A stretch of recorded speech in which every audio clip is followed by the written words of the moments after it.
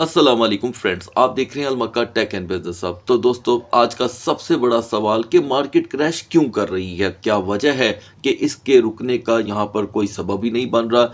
इस पे मैं आपको मैक्सिमम एजुकेशन फराहम करने की कोशिश करूँगा। ऐसे तमाम पॉइंट्स जो आपके सामने रखे जाएंगे, इस पे पूरी तरह से यहाँ पर एक तजिया होगा खबरों के साथ साथ। आफ्टर दैट हम क्रिप्टो मार्केट और कमोडिटीज़ का रुख इख्तियार करेंगे। तो दोस्तों, आज का सेशन सिर्फ और सिर्फ आपके सवालों के नाम है और आपकी सोच पे, क्योंकि मार्केट में यहाँ पर पैनिक क्रिएशन फिलहाल दिखाई दे रही है।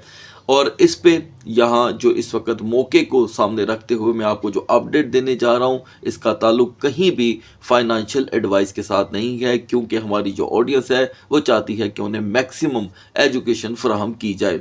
तो दोस्तों, सबसे पहला सवाल और सबसे मजबूत सवाल कि मार्केट क्रैश क्यों कर रही है। तो दोस्तों, इस वक्त जो यूएस ट्रेजरी है, यानी कि उनके जो यील्ड्स हैं वो तेज़ी से बढ़ गए। अब हमारे यहाँ पे या एशियन कंट्री में इन चीज़ों को पढ़ने की थोड़ी सी भी कोशिश नहीं की जाती, लेकिन हम जिस दौर में एंटर हो गए हैं दोस्तों, अब हमें इन चीज़ों की तरफ आना पड़ेगा, चाहते ना चाहते हुए। अदरवाइज अगर आप नहीं समझेंगे तो यकीन कीजिएगा आपके अंदर से पैनिक, परेशानी और ये सोच के पता नहीं कभी भी कुछ हो जाएगा, ये कभी ख़त्म नहीं होगा। लेकिन जब आपने पढ़ा होगा, आपने मेहनत की होगी, तो आपको पता होगा कि मार्केट अगर पंप होती है तो क्यों हो रही है और क्रैश होती है तो क्यों हो रही है।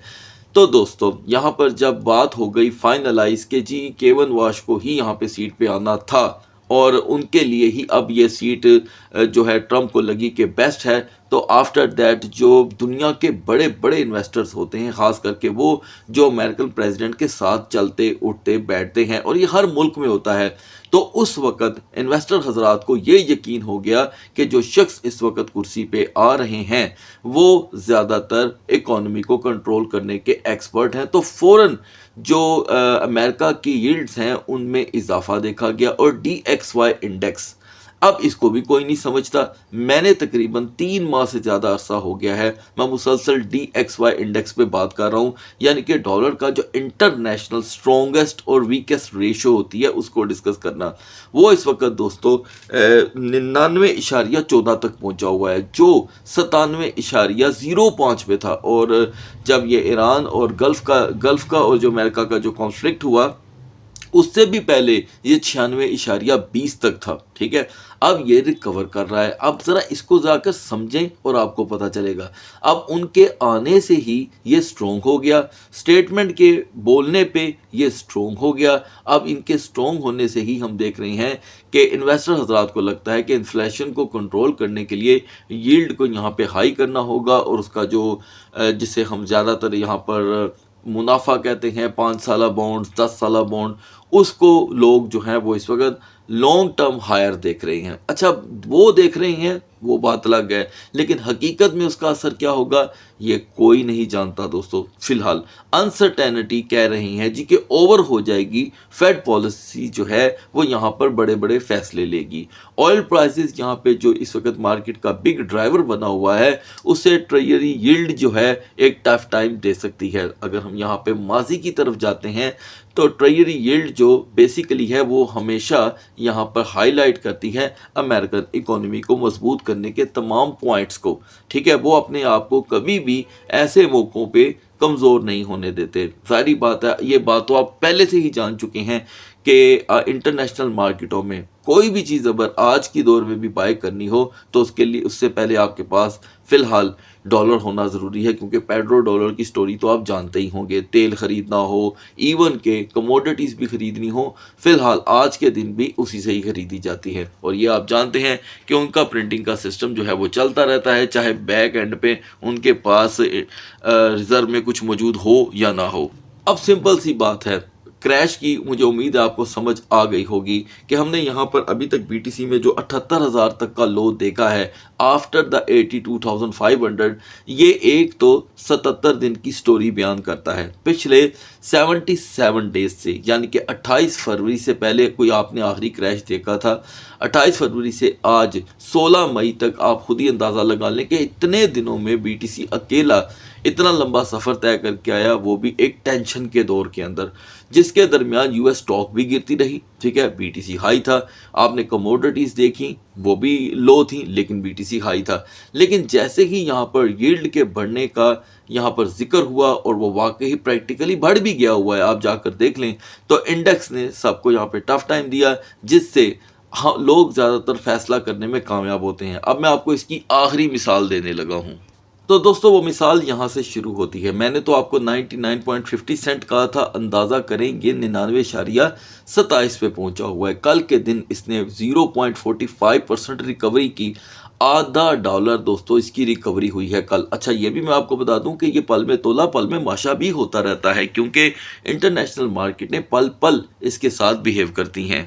अब ये मैंने आपके सामने एक साला इसका रिकॉर्ड ओपन किया है। इस एक साला रिकॉर्ड में आप देखें कि ये वो एरिया था, यानी कि समझ लें 28 फरवरी के दरमियान का। ठीक है जी, 28 फरवरी और 26 मार्च के दरमियान, जब जो DXY इंडेक्स था सबसे लो था। ये देखें, ये भी एक लो गुजरा हुआ है 25 सितंबर को, 25 जुलाई को, और यहाँ पर एरिया। लेकिन अब हम पीक के ऊपर हैं। ये देखें, ये लो, ये पीक, और इसके बाद जो लो आया वो तकरीबन 97.90 तक का था, और अब मार्केट फिर एक मरतबा 99.25 पे पहुंची है।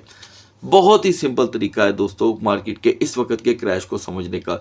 जब इंडेक्स इतना हाई हो रहा है तो बेएतमादी की मार्केट में कौन जाएगा? जैसे कि बेएतमादी की मार्केट, जैसे कि क्रिप्टो मार्केट, आप जानते हैं कि इंतहाई अनसर्टेनिटी इस मार्केट में पाई जाती है।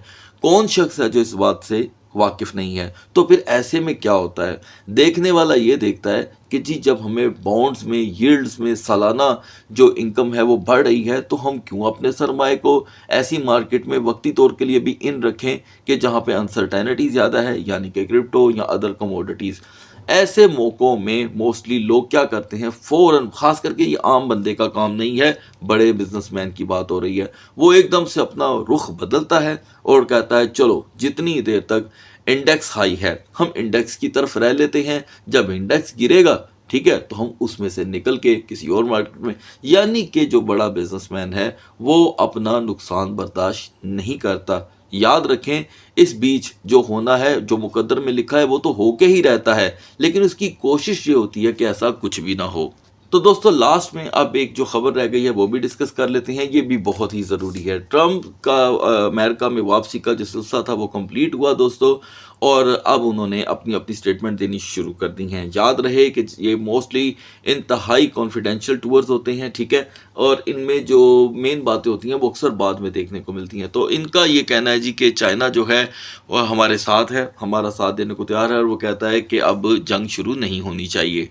और इनकी मुलाकात में जो कुछ चीज़ें तय हुई वो भी डिस्कस कर लेते हैं। बड़े छोटे से पॉइंट हैं और मजीद स्टेटमेंट्स तो आगे आएंगी। Trump might lift sanctions on Chinese companies buying Irani oil, वो यानी कि ट्रम्प जो है वो चाइना के ऊपर जो इन्होंने वक्ती तौर के लिए अभी यहाँ पे पाबंदियाँ लगाई थी कि वो ईरानी ऑयल बाय नहीं करेंगी, उसको हटाने के बारे में सोच रहे हैं। चाइना ने कहा कि यहाँ पर कोई रीज़न नहीं है अब मज़ीद यहाँ पे जंग कंटिन्यू की जाए, Iran has to make deal. Trump ने कहा कि जी ईरान यहाँ पर हमारे साथ डील करने के लिए भी किसी मौके तक पहुँच चुका है। Iran says it's ready for a deal but doesn't not trust US. ये एक टफ स्टेटमेंट थी कि वो यूएस पे यकीन नहीं करते। लिहाजा दोस्तों ये है अब तक की पेशरफ्त। अब बढ़ते हैं मार्केट की तरफ। So guys now we are in the market की कैपिटलाइजेशन में दोस्तों यहाँ पे कमी का सिलसिला जारी है। हम 2.73 से गिर के 2.69 पे पहुंच चुके हैं। डोमिनेंस थोड़ा सा स्ट्रॉन्ग है। बीटीसी ने ऐसे में दोस्तों 78,000 से बाउंस लिया है। यह बाउंस काफ़ी स्लो है क्योंकि एनर्जी का लेवल हमें यहाँ पर स्ट्रॉन्ग चाहिए। और आज है सैटरडे का दिन। सैटरडे के दिन भी यहाँ पे लिक्विडेशन इसलिए कंटिन्यू है कि आपको कुछ मालूमात दी गई थी जो शायद आपने वॉच नहीं की, जिसको हम यहाँ पे रिपीट करेंगे बीटीसी के चार्ट पे जाके। और हैरानकुन बात, सी कैश यहाँ पर दोस्तों इसी मार्केट में 500 की सपोर्ट को तोड़ चुका है। तो दोस्तों आगाज़ कर लेते हैं बीटीसी से। इसका तजिया बहुत ही अहम है क्योंकि मार्केट में फादर फिगर की हैसियत रखता है। अभी दोस्तों यहाँ पर बीटीसी पूरी तरह नाकाम हुआ अपनी सेफ जोन में एंटर होने से। मिडनाइट से लेकर अब तक बीटीसी ने एक बार भी अपर लेवल पे जाने की कोशिश भी नहीं की। इवन के सिर्फ और सिर्फ मॉर्निंग की एक कैंडल थी जिसमें थोड़ा सा अपर लेवल आया था। हार्डली मार्केट ने 79,100 से अपनी जो क्या रिवर्सल पोजीशन शो की है और ये अपनी जो सेफ जोन थी उससे अब बहुत ही दूर आ चुका है और बल्कि थोड़ी सी भी स्ट्रगल दिखाई नहीं दी। अब जाहिर बात हम सेफ जोन से निकल आए हैं, तो पहले ही मैंने आपको अपडेट कर दिया था कि 79,000 का ब्रेक कर जाना हमें 75,000 की तरफ धकेलेगा। तो 78,000 का हम लो दोस्तों देख आए हैं। अभी के लिए सैटरडे का दिन हो और फिर क्लोजिंग जब लो लेवल पे हुई हो तो यही होता है। सैटरडे को मैंने हमेशा आपके सामने पूरी तरह खोल खोल के बयान किया है। अब यहाँ पर दोस्तों एक चीज़ और समझने वाली है, कल की क्लोजिंग मार्केट की अगर अप प्लस 80,000 होती तो कभी भी हम यहाँ पर बेरिश मोमेंटम ना देख रहे होते। अब अंदाज़ा करें कि दिन सैटरडे का है और वॉल्यूम अभी भी गिर रहा है। सो स्टिल बीटीसी नीड वक्ती तौर के लिए 79,500 टू 79,800 ये वो रेजिस्टेंस लेवल होगा जो वक्ती तौर के लिए क्रैश को रोक तो सकता है लेकिन बेरिश मोमेंटम को नहीं रोक सकेगा। इससे ये है कि चलें क्रैश थोड़ी देर के लिए डिले हो जाता है, लिहाजा इतनी ही इसके अंदर पोटेंशियल दिखाई दे रही है टेक्निकल एनालिसिस के थ्रू। और आप देख रहे हैं कि मार्केट सेवरल टाइम यहाँ से बाउंस भी की है। अब यहाँ पर 78,000 जो है वो अपना नैरेटिव चेंज कर देगा और 78,000 का ब्रेक हो जाना यकीनन 75,000 के लिए सबकी आंखों को यहाँ पर एक्टिव कर सकता है आज के दिन। इथीरियम जो पहले से ही लो मोमेंटम का शिकार था दोस्तों, उसने और लो मोमेंटम शो किया। 2227 पे तो हम पहले से ही मौजूद थे और अर्ली मॉर्निंग में हमने 2180 का लो देखा। बहुत अच्छे से आपको यहाँ पर एजुकेट किया गया था। फिलहाल इथीरियम यहाँ पर अपनी एक बुलिश पोजीशन बनाने की कोशिश कर रहा है लेकिन स्ट्रेंथ मौजूद नहीं है क्योंकि प्रेशर है इस वक्त मार्केट पे। लिहाजा इस वक्त मार्केट की स्ट्रगल जो है वो पहले से भी ज़्यादा लो दिखाई दे रही है। सो 2225 से लेकर 2245 ही ऐसा मोमेंटम है जो इथीरियम के क्रैश को यहाँ पर वक्ती तौर के लिए टाल सकता है। देन अदरवाइज प्रेशर अब 2160 और 2150 की तरफ दोस्तों बढ़ रहा है जिसको कंट्रोल करने के लिए यहाँ पर हमें एक बुलिश कैंडल चाहिए ही चाहिए। खास करके अब से 2 घंटे बाद जो कैंडल बनेगी उसके फर्स्ट 45 मिनट बहुत ही अहम होंगे। तो दोस्तों अब बढ़ते हैं आल्ट कॉइन्स की तरफ। तो दोस्तों आगाज़ करते हैं बीएनबी से। अभी हम देख रहे हैं कि बीएनबी ने 672 से सीधा 656 का यहाँ पर लिया है डिप और अपनी सपोर्ट के बहुत ही करीब यानी कि फंडामेंटल स्ट्रॉन्ग सपोर्ट 650 और रूटीन सपोर्ट इसकी आपके सामने 665 की थी। लेकिन 665 के बाद अभी तक बीएनबी अपर लेवल पे आने में रहा नाकाम क्योंकि अभी ये जो सपोर्ट बनी है इसमें भी कोई ज़्यादा एनर्जी दिखाई नहीं दे रही। अलबत्ता अक्सर व्यूवर पूछते हैं कि मार्केट का मोमेंटम क्या है, तो दोस्तों मोमेंटम इस वक्त वाज़िया तौर पे बेरिश की तरफ जा रहा है जिसने इसके फियर एंड ग्रीड इंडेक्स को भी तेज़ी से डाउन साइड की तरफ कन्वर्ट करना शुरू कर दिया है। लिहाजा 650 के बाद रेजिस्टेंस दोस्तों काफ़ी ज़्यादा स्लो देखी जा सकेगी। XRP जो मिड नाइट में दोस्तों पहले से ही 1.44 पे था, आपको अपडेट किया गया था कि यहाँ पर XRP 1.40 के लिए तैयारी कर रहा है। सो गाइस हमने अर्ली मॉर्निंग में 1.40 को वाज़िया तौर पे देखा और अब यहाँ पे XRP का जो बाउंस है वो 1.42 पे आके रुक गया है।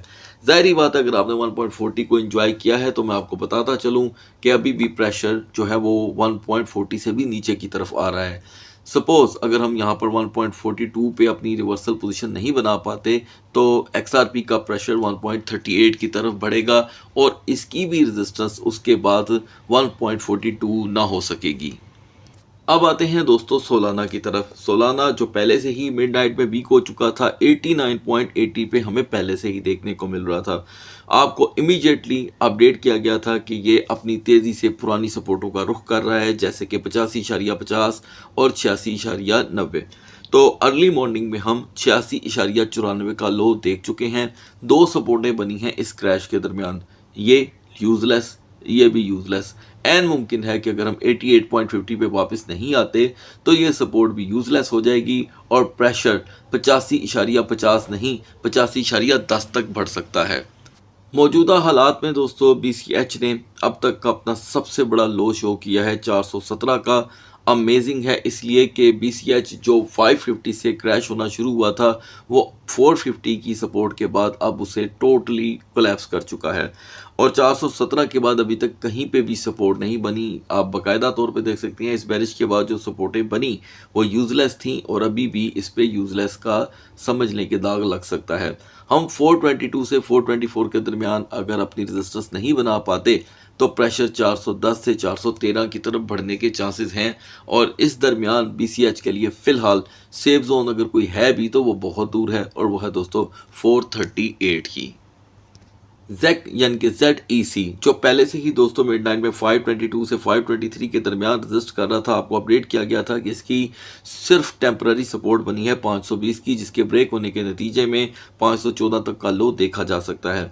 तो दोस्तों यहाँ पे जिग ने 514 क्या उससे भी बड़ा लो शो किया जस्ट लाइक 490 और 490 पे भी कोई ख़ास सपोर्ट दिखाई ही नहीं दे रही। ये देखें यहाँ पर भी अगर सपोर्ट बनी यूजलेस रही और अगर यहाँ पे भी कोई सपोर्ट बन जाती है तो ज़्यादा से ज़्यादा इसे 503 505 पे लेके आ सकती है, लेकिन ये प्रेशर डिज़ोल्व होने के लिए फ़िलहाल काफ़ी ना होगी, इसीलिए अभी भी प्रेशर डाउन साइड पे है। XMR को दोस्तों यहाँ पे एक सेफ जोन की ज़रूरत थी जो तकरीबन 385 और 87 के दरमियान डिस्कस की गई थी, खैर थी 87, लिहाजा यहाँ पर जो 382 पे हम मिडनाइट में जब इसे डिस्कस कर रहे थे तो आपको इसके बारे में जो अंदेशे खदशात थे डिस्कस किए गए थे, तो तकरीबन हम 374 से बाउंस करके 378 तक पहुँचे हैं। प्रेशर और सपोर्ट यहाँ पे अभी भी अवेलेबल नहीं है, लिहाजा XMR को 382 की रेजिस्टेंस दरकार होगी, ना मिल पाने पे प्रेशर 372 पे बढ़ने वाला है। व्यूवर्स डिमांड पे यहाँ पे मैंने फिर ऐड किया है दोस्तों सुई कॉइन। अगर आप चाहते हैं कि आपके बतलाए गए टोकन को वीडियो एनालिसिस में ऐड किया जाए तो आप कमेंट सेक्शन में लिख सकते हैं। तो दोस्तों आपकी तवज्जो चाहूँगा, हम मिडनाइट में 1.10 पे थे, आपको अपडेट किया गया था कि अब इसका फोकस 1.05 पे है, तो आप वाज़िया तौर पे देख सकते हैं, ज़रूर रीचेक कीजिएगा। हम 1.05 से ही बाउंस करके 1.07 पे आए हैं। अब आप अंदाज़ा करें कि ये जो फ्लैग यहाँ पे मंडला रहा है इसके बाद कहीं भी सुई को सपोर्ट ना मिल सकी, तो ये हुआ एक बुल ट्रैप था दोस्तों सुई में, हैरान कुन किस्म का। तो अब यहाँ पे सभी की नज़रें $1 के ऊपर हैं और इसकी oldest one fundamental strong support सिर्फ 92 सेंट की है, लिहाजा तमाम दोस्त जो हैं सुई से फ़िलहाल परहेज़ करें। मैं पहले भी आपको अपडेट कर रहा था, लेकिन व्यूवर्स ने उन दिनों इस बात का मजाक उड़ाया कि उस्मान भाई सुई तो यहाँ पे रुक नहीं रहा और आप कह रहे हैं कि यहाँ पर इसके अंदर पोटेंशियल मौजूद नहीं है। तो दोस्तों ये लाइव आपके पास एक हफ्ते का चार्ट मौजूद है जो हमें बताता है कि सुई ने यहाँ पर कैसे परफॉर्म किया। ज़ाहिर बात है जिनकी लॉन्ग के शॉर्ट की ट्रेड्स थी उनके जो अकाउंट्स थे उन्हें यहाँ पे वॉश कर दिया गया। सो यहाँ पर एक सपोर्ट भी मिल गई तो सुई थोड़ी देर के लिए बच सकता है, अदरवाइज पोजीशन इसकी बहुत ही नाजुक है। दूसरा हमारा तजिया व्यूवर्स डिमांड पे पोल्का डॉट का। आप जानते हैं कि पोल्का डॉट को अब हम काफ़ी अरसे से रूटीन डिस्कशन में नहीं रखते, तो दोस्तों पोल्का डॉट ने अपनी सपोर्ट को फाइनली ब्रेक कर दिया। आप जानते हैं कि इसकी सपोर्ट 1.30 की थी और हमारी तरफ से आपको अपडेट किया गया था कि इसमें भी उतना ही वॉल्यूम है जितना कि सुई के अंदर देखा गया, हैरान कुन। तो वापसी 1.25 की हो चुकी है और ये सपोर्ट बिल्कुल नाकारा है। फिर भी हम इस पे टेम्पररी तौर पे अगर बिलीव कर भी लेते हैं तो मैक्स रेजिस्टेंस यहाँ पे 1.30 की ही है और प्रेशर्स सपोर्टें टूटने की तरफ सबका बढ़ा हुआ है। सो गाइस अगली वीडियो तक अल्लाह हाफिज़।